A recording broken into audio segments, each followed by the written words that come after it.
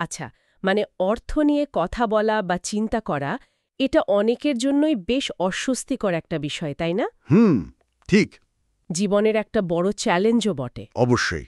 আজ আমরা কিছু বিশেষজ্ঞের দৃষ্টিভঙ্গি নিয়ে একটু আলোচনা করব, যারা বলছেন শূন্য থেকে সম্পদ তৈরির পথ বা মানসিকতা নিয়েও ভাবা যায়। হ্যাঁ। লক্ষ্যটা হলো মানে আর্থিক স্বাধীনতার দিকে এগোনোর জন্য কিছু জরুরি ভাবনা হয়তো খুঁজে পাওয়া যেতে পারে। ঠিক তাই।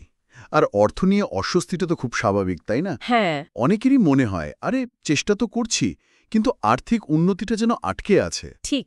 আজকের এই আলোচনায় আমরা একটু গভীরে গিয়ে দেখব এই চ্যালেঞ্জগুলো পার করার জন্য বিশেষজ্ঞরা কি ধরনের পথ দেখাচ্ছেন, হয়তো আমাদের প্রচলিত ধারণার একটু বাইরে। যেমন প্রথমেই একটা ধারণা খুব ইন্টারেস্টিং লাগলো, যে শুধু ধনী হওয়া আর সত্যিকারের সম্পদশালী হওয়া নাকি ঠিক এক জিনিস নয়। একদম। এমনকি বাড়ি কেনার যে একটা প্রচলিত ধারণা, সেটাকেও কেউ কেউ প্রশ্ন করছেন। বিষয়টা কিন্তু ভাবনার মতো। ঠিক ঠিক। আসল কথাটা হলো গিয়ে এমন একটা জায়গায় পৌঁছানো, মানে ধরুন যেখানে আপনার রোজগারের জন্য হয়তো রোজ কাজ করতে হচ্ছে না। আচ্ছা। মানে আপনার যে সম্পদ আছে সেখান থেকে যে আয় আসছে, নিষ্ক্রিয় আয় যাকে বলে আর প্যাসিভ ইনকাম, হ্যাঁ। হ্যাঁ, প্যাসিভ ইনকাম, সেটা আপনার জীবনযাত্রার খরচ চালানোর জন্য যথেষ্ট। এটাই কিন্তু আসল সম্পদ। যেটা বাইরে থেকে হয়তো অতটা বোঝা যায় না। বোঝা যায় না।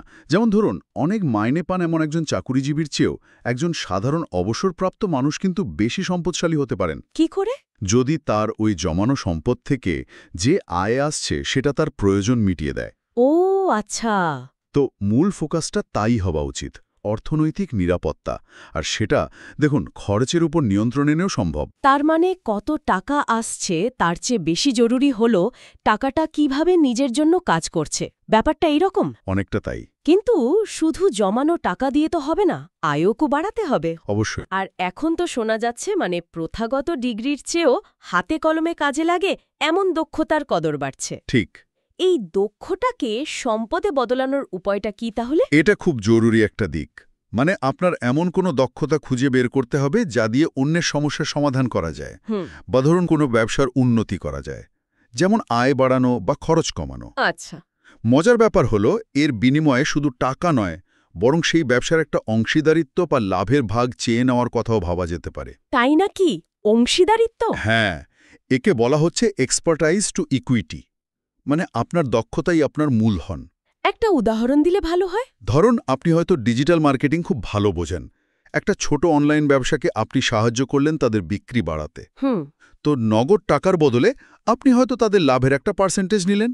দেখুন এর জন্য কিন্তু নিজের পকেট থেকে টাকাও লাগলো না। বাহ, নিজের দক্ষতায় তাহলে বিনিয়োগ। কিন্তু আচ্ছা, শুধু কৌশল থাকলেই কি হবে? মানসিকতার কথাও তো আসছে, তাই না? অবশ্যই। বলা হচ্ছে এই নেই নেই বা ঘাটতির মানসিকতা, এটা নাকি আমাদের আটকে রাখে। হ্যাঁ, যাকে বলে স্ক্যারসিটি মাইন্ডসেট।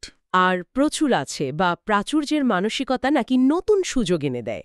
কিন্তু যখনই আসলেই হাতে টাকা কম থাকে, তখন এই প্রাচুর্যের চিন্তা করাটা বেশ কঠিন মনে হতে পারে, তাই না?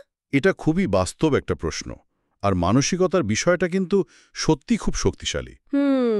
অনেকের মনে হয়তো গেঁথে থাকে যে টাকা আয় করাটা ঠিক না, বা ধনীরা হয়তো খারাপ উপায় বড়লোক হয়েছে, এ ধরনের বিশ্বাস আর কি। হ্যাঁ, থাকে তো। এই বিশ্বাসগুলো কিন্তু অজান্তেই আমাদের আচরণকে এমনভাবে নিয়ন্ত্রণ করে যে আমরা সুযোগ দেখতে পেলেও সেটা নিতে ভয় পাই। আচ্ছা। এই চক্রটা ভাঙার একটা ভালো উপায় হল উদারতার আর কৃতজ্ঞতার চর্চা করা। উদারতা? যখন নিজেরই কম আছে? হ্যাঁ, মানে যখন নিজের খুব বেশি কিছু নেই তখনও হয়তো নিজের সময় দিলেন কাউকে, বা জ্ঞান ভাগ করে নিলেন, বা সামান্য সাহায্য করলেন। এই মানসিকতাটা জরুরি। আর যা আছে তা যত কমই হোক সেটার জন্য মনে মনে একটু কৃতজ্ঞ থাকা, এটা আপনার ভেতরের ওই নেই অনুভূতিটা কমাতে সাহায্য করে। তার মানে বাইরের পরিস্থিতির আগে ভেতরের বিশ্বাসটা বদলানো জরুরি। বেশ গভীর কথা। আচ্ছা, এত সব কৌশল আর মানসিকতার পর একেবারে হাতে কলমে কিছু করার জন্য কোনো সরল পথের কথাও কি বলছেন বিশেষজ্ঞরা? হ্যাঁ, একটা সহজ কিন্তু খুব কাজের সূত্রের কথা বলা হচ্ছে। কিরকম? আয় থেকে ব্যয় বাদ দিলে যা থাকে সেটাই হলো আপনার বিনিয়োগ আর সঞ্চয়। মানে আয় ব্যয় = বিনিয়োগ প্লাস সঞ্চয়। সহজ সূত্র। হ্যাঁ, সহজ, কিন্তু এখানে জোর দেয়া হচ্ছে নিয়মিত বিনিয়োগের উপর। নিয়মিত মানে অল্প অল্প করে হলেও প্রতি মাসে বা একটা নির্দিষ্ট সময় পরপর স্বয়ংক্রিয়ভাবে বিনিয়োগ চালিয়ে যাওয়াটা খুব জরুরি। যেমন ধরুন ইটিএফের মতো কিছুতে বিনিয়োগ করা। এটা আপনার টাকাটা অনেকগুলো কোম্পানিতে ভাগ করে দেয়, ফলে ঝুঁকিটা একটু কমে। দীর্ঘমেয়াদী ব্যাপার তাহলে। একদম। দীর্ঘ সময় ধরে লেগে থাকাটাই আসল।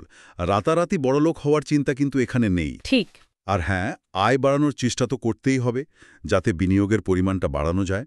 তবে সবকিছুর আগে দরকার নিজের ওপর বিশ্বাস রাখা। আত্মবিশ্বাস? হ্যাঁ, যে আপনি এটা করতে পারবেন।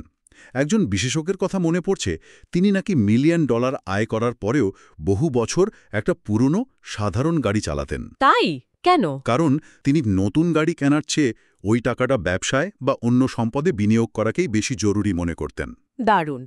তাহলে আজকের আলোচনা থেকে মূল যে বিষয়গুলো উঠে এলো, প্রথমত, সত্যিকারের সম্পদ মানে শুধু টাকা নয়, সময়ের স্বাধীনতাও বটে। ঠিক।